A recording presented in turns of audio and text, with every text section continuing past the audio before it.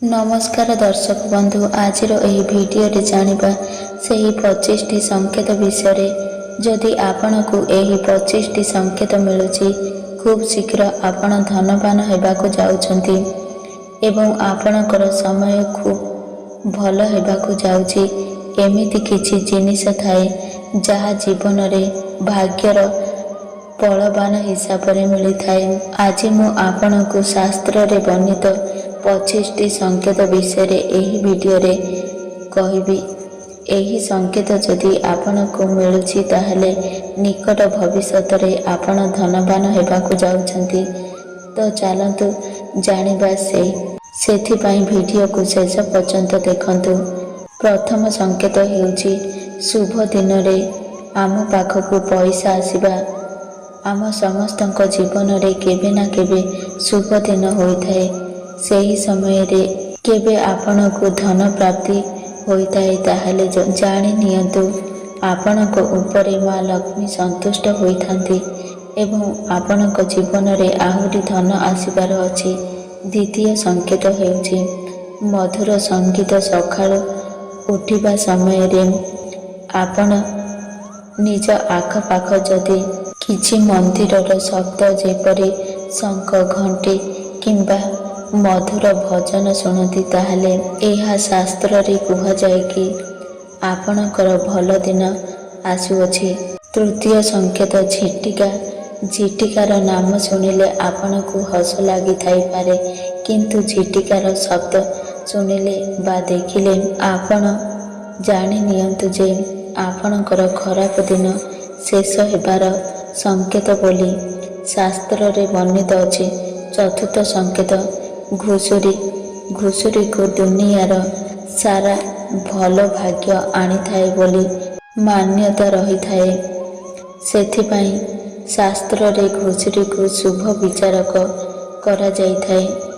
पंचम संकेत dolphin. Dolphin को मनीषर भल बंधु बोली कुहा जाई थाए। एहा भी जानि नियंतु एही बंधु सतरे भल होइथाए, ताकू मध्य भल भाग्य आसीबार शास्त्र रे वर्णित करा जाइछि। षष्ठ संकेत कइंच। एहाकू सारा दुनियार भल भाग्यर प्रतीक मानि थांती। एहाकू देखिले किछि भल किंबा शुभ खबर आसी थाए। सप्तम संकेत हाथ कुंडाई हेबा। एहा तो आपण जानिथिबे, जदि आपणक हाथ कुंडाई होछि आपणकू माँ लक्ष्मीकर कृपा मिली थाए एवं धन मिलिबार संकेत देइथाए। अष्टम संकेत वर्षा रे सूर्य चमकिबा। एमिति बहुत कम देखिबाकू मिले। आपण वर्षा रे ओदा हेबार समय रे आकाश रे चमकुथिबा सूर्य देखंती ताहले जानि नियंतु आपण धनवान हेबाकू जाउछंती। नवम संकेत मोती सभ्यतार पानी कूलरे होइथाए। किछि समय रे एहाकू आभूषण भावरे उपयुक्त करिथांती। एही मोती गुड़िकू भल भाग्यर प्रतीक बोली मान्यता रहिछि। दशम संकेत बगीचारे प्राकृतिक दृश्य देखिबा। वर्षा रे जदि आपण बेंग शब्द शुणुछंती ताहले एहा एक भल संकेत अटे। पुनर्बार एहाकू न रागिकी शुणुतु आपणक आर्थिक स्थिति निश्चय दुर्बल बदली जीव। कुकुर घर को आसीबा। जदि केही कुकुरर घर को आसे ताहले आपणक निकट भविष्यत रे आसुथिबा धनर संकेत अटे। 12 नंबर संकेत किछि जिनिस मिलिबा। आपणकू किछि जिनिस मिलिबा रास्ता रे गला बेले किंबा केउंठिकी गला बेले चारिपतुरिया घास किंबा किछि शिक्षा मिलिले ताकू संभालिकी रखंतु। आसुथिबा भल भाग्य रे निर्देश देइथाए। 13 नंबर संकेत भूल रे पोशाक उलटा पिंधिबा। आमे केउ आड़ा को जीवा पाई भूल रे सार्ट उलटा पिंधि दियंती जेतेबेले देखंती राग लागि थाए। जदि भविष्यत रे पुणी थरे एमिति होइथाए ताहले बुझी नियंतु आपण आसुथिबा किछि सुख ସମୃଦ୍ଧିର ସୂଚନା ମିଳିଥାଏ। 14 ନମ୍ବର ସଂକେତ ଭାଙ୍ଗି ଯାଇଥିବା ତାରା ଦେଖିବା। ଏହି ସଂକେତ ପୁରା ଦୁନିଆରେ ମାନ୍ୟତା ପ୍ରାପ୍ତ।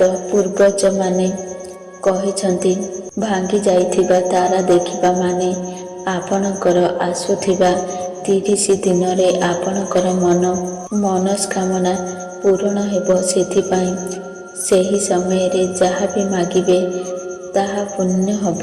15 ନମ୍ବର ସଂକେତ ଯଦି ବୁଢ଼ିଆଣୀ ଜାଲ ଘରେ ପାଇବା ଅଶୁଭ ମାନନ୍ତି। ଯଦି ଆପଣ ବୁଢ଼ିଆଣୀ ଜାଲ ଦେଖିଲେ ଆଉ ସେଥିରୁ ନିଜ ନାମର ପ୍ରଥମ ଅକ୍ଷର ତିଆରି ହେବାର ଦେଖୁଛନ୍ତି, ତାହେଲେ ଏହା ଏକ ଶୁଭ ସଂକେତ ବୋଲି ମନାଯାଇଥାଏ। 10 ନମ୍ବର ସଂକେତ 16 ନମ୍ବର ସଂକେତ ଚଢ଼େଇ ଝାଡ଼ା କରିବା। ବହୁତ କମ୍ ଲୋକ ଦେଖିଥିବେ ଯାହାଙ୍କ ଘରେ ଚଢ଼େଇମାନେ କିଛି ଝାଡ଼ା କରିଥିବେ, କିନ୍ତୁ ଏହା ମଧ୍ୟ ଏକ ଶୁଭ ସଂକେତ ଅଟେ। ବାଦୁଡ଼ିର ଘର କରିବା ଦୁନିଆରେ ଅଧିକ ମାନ୍ୟତା ଦିଆଯାଇଥାଏ। ଏହା ଅନୁସାରେ ଆପଣଙ୍କ ଘରେ ଯଦି ବାଦୁଡ଼ି ଆସେ ତାହେଲେ ଏହା ଶୁଭ ସଂକେତ ମାନିଥାନ୍ତି। କିନ୍ତୁ ମୁଁ ଆପଣଙ୍କୁ କହୁଛି, ସେହି ବାଦୁଡ଼ି ଯଦି ସେଠାରେ ରହି ଘର କଲେ ତାହେଲେ ଏହା ଏକ ଶୁଭ ସଂକେତ ବୋଲି ମନାଯାଇଥାଏ। 18 ନମ୍ବର ସଂକେତ ନୂଆ ବିବାହିତା ଦୁହିତା ଦେଖିବା। ଆପଣ ଯଦି ରାସ୍ତାରେ 16 ସିଂଗାର କରିଥିବା କୌଣସି ନବବିବାହିତା ଝିଅକୁ ଦେଖୁଛନ୍ତି, ତେବେ ଜାଣି ନିଅନ୍ତୁ ଆସୁଥିବା ଭଲ ଭାଗ୍ୟର ଏହା ଏକ ଶୁଭ ସଂକେତ ଅଟେ। 19 ନମ୍ବର ସଂକେତ ଆଖୁ ସକାଳୁ ଘରୁ ବାହାରି ଯିବା ସମୟରେ ଯଦି ଆଖୁ ଦେଖନ୍ତି, ଜାଣି ରଖନ୍ତୁ ଏହା ଆପଣଙ୍କୁ କେଉଁଠି ପଇସା ମିଳିବାର ଅଛି। ଦର୍ଶକ ବନ୍ଧୁ, ଯଦି ମୋ ଭିଡ଼ିଓ ଆପଣଙ୍କୁ ପସନ୍ଦ ଆସେ ତାହେଲେ ଭିଡ଼ିଓକୁ ଗୋଟିଏ ଲାଇକ୍ କରନ୍ତୁ ଏବଂ ଆମ ଚ୍ୟାନେଲକୁ ସବସ୍କ୍ରାଇବ୍ କରନ୍ତୁ ଏବଂ କମେଣ୍ଟ ସେକ୍ସନରେ ଜୟ ମା ଲକ୍ଷ୍ମୀ ନିଶ୍ଚୟ ଲେଖନ୍ତୁ।